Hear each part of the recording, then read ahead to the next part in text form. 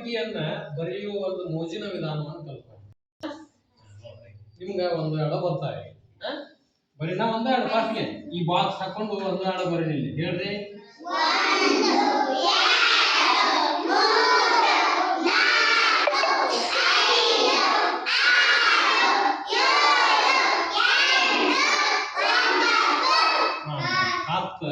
ಅದ ಒಂದು ಕೆಳಗೆ ಮನೆ 7 ಮಗ್ಗಿ ಬರ್ದಿದ್ರಲ್ಲ.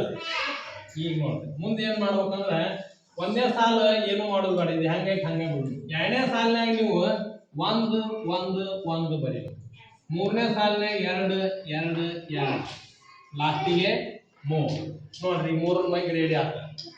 3 3 3 3 2 6 3 3 9 3 4 12 3 5 15 3 6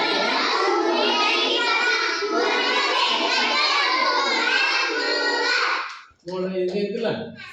ಇದೊಂದು ರೀತಿಯಲ್ಲಿ ನೀವು 3 ಮಗ್ಗಿಯನ್ನ ಬರೀಬಹುದು. ಓಕೆ, ಎಲ್ಲರಿಗೂ ಧನ್ಯವಾದಗಳು.